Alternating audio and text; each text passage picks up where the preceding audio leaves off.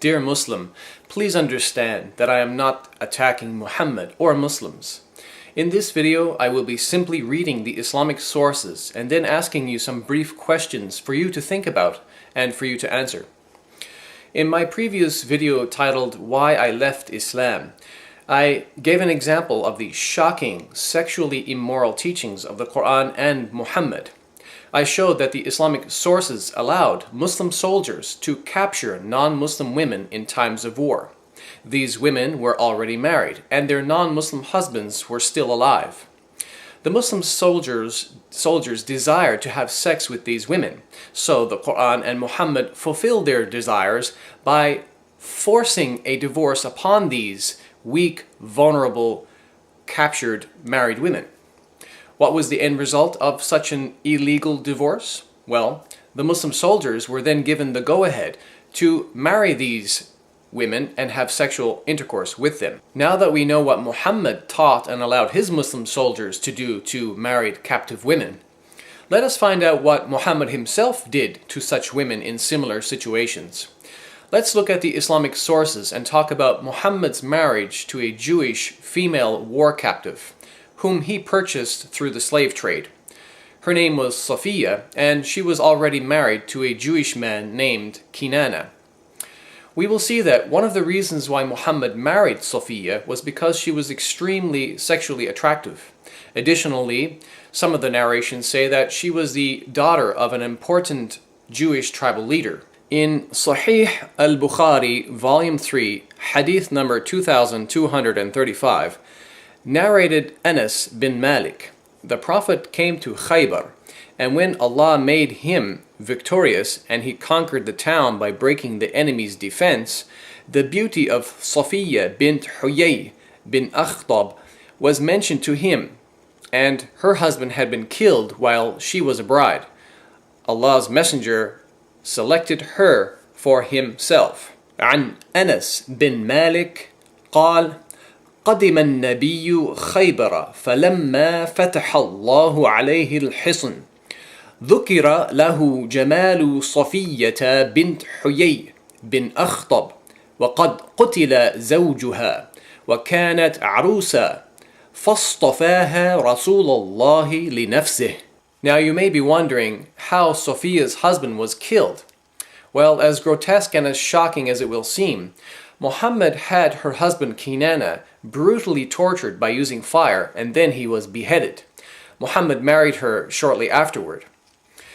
So to add insult to injury, not only did Muhammad take this man's life and his wife, but he took this Jewish man's wealth also, as we read in the book called Sirah Rasulillah, or the biography of the Messenger of Allah by Ibn Ishaq, on pages 514 and 515. Starting from the bottom we read, when the apostle, meaning Muhammad, had conquered Al-Qamus, the fort of Ibn Abu al-Huqayq, Safiya, who was the daughter of Huyay bin Akhtab, was brought to him along with another woman. Bilal, who was bringing them, led them past the Jews who were slain, and when the woman who was with Safiya saw them, she shrieked and slapped her face and poured dust on her head. When the apostle, meaning Muhammad, saw her, he said, "Take this she-devil away from me." He gave orders that Safiya was to be put behind him and threw his mantle over her, so the Muslims knew that he had chosen her for himself. If you read just a few lines down, it says about Safiya, she was the wife of Kinana ibn al-Rabi' ibn Abu al-Huqayq. Now let's continue reading where it says the rest of the affair of Khaybar. Kinana ibn al-Rabi', who had the custody of the treasure of Banu an-Nadir, was brought to the apostle, who asked him about it. He denied that he knew where it was. A Jew came to the apostle and said that he had seen Kinana going around a certain ruin every morning early. When the apostle, meaning Muhammad, said to Kinana, "Do you know that if we find you have it, I shall kill you?" He said yes. The apostle gave orders that the ruin was to be excavated, and some of the treasure was found. When he asked him about the rest, he refused to produce it. So the apostle, meaning Muhammad, gave orders to, quote, torture him until you extract what he has. So he kindled a fire with flint and steel on his chest until he was nearly dead. Then the apostle, meaning Muhammad, delivered him to Muhammad bin Maslama, and he struck off his head in revenge for his brother Mahmud.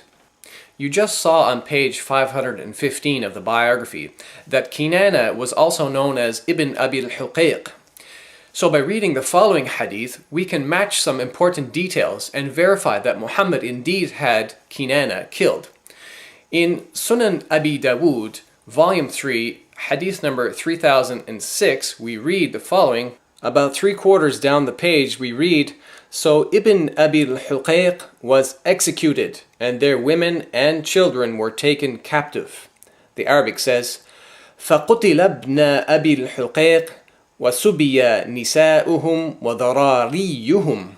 And according to the webpage sunnah.com, this same hadith is classified as authentic or Hasan according to hadith scholar Al-Albani. Now, as I mentioned, Muhammad married Sophia shortly after he had her husband executed. But if you're not already disgusted, it's even more shocking to find out that Muhammad was also responsible for the execution of her father and brother. We read in the History of At-Tabari, volume 39, page 185, quote, while the Prophet was lying with Sophia, Abu Ayyub stayed the night at his door. When he saw the Prophet in the morning, he said, God is the greatest. He had a sword with him.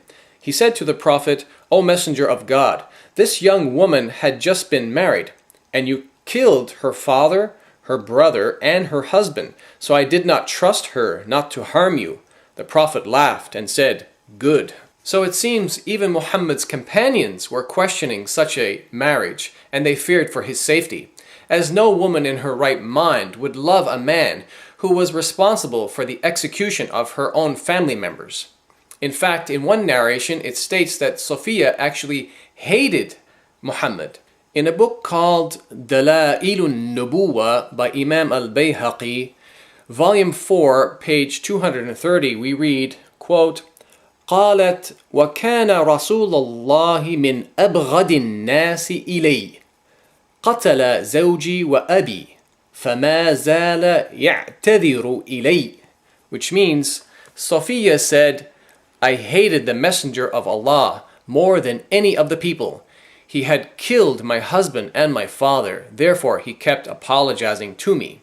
Additionally, we know that Muhammad purchased Sophia from a man named Dihya, who had already taken Sophia as his own female captive. Therefore, Muhammad purchased her through the slave trade. We read in Sunan Ibn Majah, volume 3, hadith number 2272, عن أنس أن النبي اشترى صفية بسبعة أرؤس. It was narrated from Anas that the Prophet bought Sophia for 7 slaves, and this hadith is sahih or authentic. قال عبد الرحمن من دحية الكلب. One of the narrators, Abdul Rahman, said, from Dihya al-Kalbi. Now, after reading about the story of Muhammad and Sophia in the biography and the supporting authentic narrations which validate that story, let me ask those of you who are Muslim or are considering converting to Islam, how do you feel about Muhammad's behavior? Do you honestly think that a woman whose husband, brother, and father were just killed would, within a couple of days or so, voluntarily choose to marry and have sex with the same man who was responsible for the deaths of her family members? I ask you to think hard and be honest with yourself. Thank you for watching. Peace.